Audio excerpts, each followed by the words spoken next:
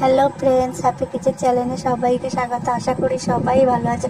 আজ আমি তোমাদের সঙ্গে শেয়ার করব মোমো। আমরা ছোট বড় সবাই খেতে পছন্দ করি মোমো এবং মোমোর চাটনি। প্রথমে আমি এখানে ময়দাটাকে সাদা তেল, নুন ও গরম জল দিয়ে ময়দাটাকে মেখে চাপা দিয়ে রেখেছি। তারপরে আমি এখানে মুরগির মাংস ব্লেন্ডার করে নিয়েছি। তারপর ধনে পাতা কুচি, পেঁয়াজ কুচি, কাঁচা লঙ্কা কুচি, জিরে মরিচের গুঁড়ো, নুন,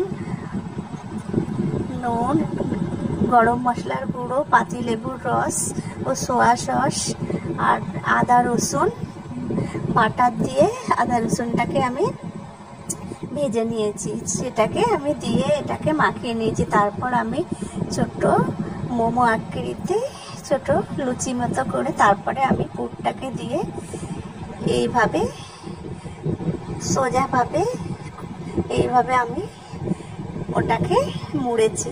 তারপর আমি এখানে মোমোর চাটনিটা তৈরি করেছি। টমেটো, শুকনো লঙ্কা ও রসুন দিয়ে এটাকে সিদ্ধ করে মিক্সচারে দিয়ে ব্লেন্ডার করে নিয়েছি। তারপর কড়াই সাদা তেল দিয়ে অল্প একটু আদা রসুনের পেস্ট দিয়ে এটাকে আমি ভাজা করে নিয়েছি।